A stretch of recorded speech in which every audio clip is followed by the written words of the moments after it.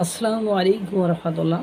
আমার প্রিয় ক্যাম্পাস, ভালোবাসার জায়গা, আমার সাবেক পরিবার, ঢাকা বিশ্ববিদ্যালয়ের এক ছাত্রের প্রাণ চলে গেল।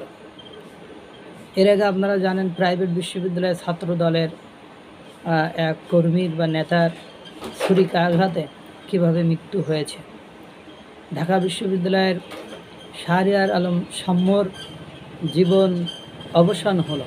তার পিতামাতার সেই বোনা স্বপ্ন খান খান হয়ে গেল।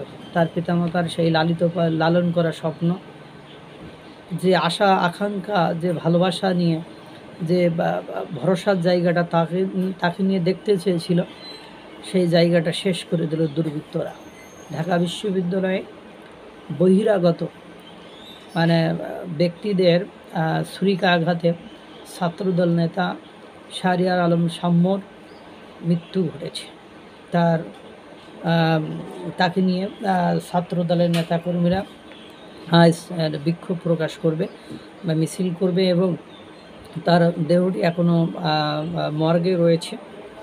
যে ঢাকা বিশ্ববিদ্যালয়ের ইতিহাসে এই ধরনের ঘটনা খুব বিরল, কিন্তু রিসেন্টলি জুলাই গণঅভ্যুত্থানও আপনারা দেখেছেন, ঢাকা বিশ্ববিদ্যালয়ের কিন্তু কোনো ছাত্রছাত্রীরা মারা যায়নি। এত 1400-র কথা বলেন, 800-র কথা বলেন, আর যাই বলেন, যেভাবে হোক মারা গিয়েছিল, তখন কিন্তু ঢাকা বিশ্ববিদ্যালয়ের নট এ সিঙ্গেল বয় আর গার্ল, যে একটা ছেলে একটা মেয়ে, কেউই কিন্তু নিহত হয়নি বা মারা যায়নি।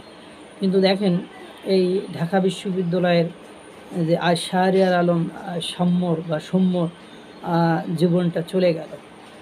বিএনপির পক্ষ থেকে, অর্থাৎ ছাত্রদলের পক্ষ থেকে বলা হয়েছে যে এটা পরিকল্পিত একটা হত্যাকাণ্ড, এবং এই পরিকল্পিত হত্যাকাণ্ড কে বা কারা ঘটিয়েছে, এটা প্রক্টর ভিসি পদত্যাগ তারা দাবি করেছে, এবং তারা বলতে চাচ্ছে যে বর্তমান সময়ে ছাত্রছাত্রীদের জন্য ঢাকা বিশ্ববিদ্যালয়ের ক্যাম্পাস বা চত্বরটি কোনোভাবেই নিরাপদ নয়। তারা এই দাবি উত্থাপন করেছে, এবং হয়তোবা এটা নিয়ে আবার নতুন করে কি জটলা পাকায় বা মোড় পাকায় আল্লাহ ভালো জানে। এর মধ্যে 5ই আগস্টের পরে আপনারা জানেন যে ঢাকা বিশ্ববিদ্যালয়ে একটা ছেলেকে কিভাবে পিটিয়ে হত্যা করা হয়েছিল, পাশাপাশি কিভাবে শিক্ষকদেরকে লাঞ্ছিত করা হয়েছে, বা বিভিন্ন সময় বিভিন্ন ধরনের অমানবিক পদক্ষেপ নিয়েছে ছাত্রছাত্রীরা। এবং বর্তমান সময়ে পরিবেশ পরিস্থিতি দিনকে দিন ঘোলাটে হয়ে যাচ্ছে, সেটা আপনারা জানেন।